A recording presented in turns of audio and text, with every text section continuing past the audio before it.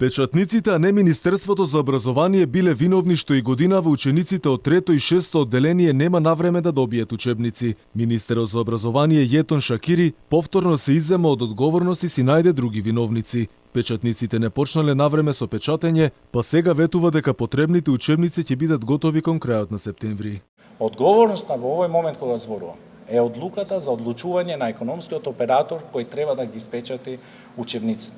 Јас како министер целата постапка го имам завршено во крајот на месец јули. Инаку децата кои нема да добијат учебници ќе учат од помошен материјал во електронска форма, па така родители стравуваат дека и годинава ќе мора да копираат заменски учебници. Колку за подсетување, и лани учениците не ги добија сите учебници, а за некои предмети немаа книги до крајот на учебната година. За привремени учебници лани државата потроши на 640.000 евра пари позајмени од Светска банка. Според законот, учениците треба да добијат бесплатни книги за основно и средно образование. Во однос на спојувањето предмети, министерот вели дека нема да биде загрозен фондот на часови на наставниците.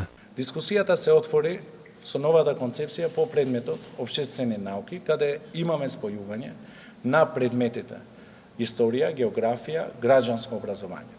Што се однесува? Се однесува само за една учебна година, само за 6 одделение.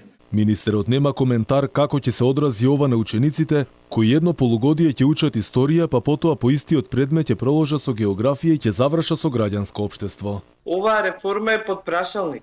Под прашалник првпат вакво нешто се спроведува, кои што замислата, мислам дека тие што го замислиле, не ми е доволно јасно.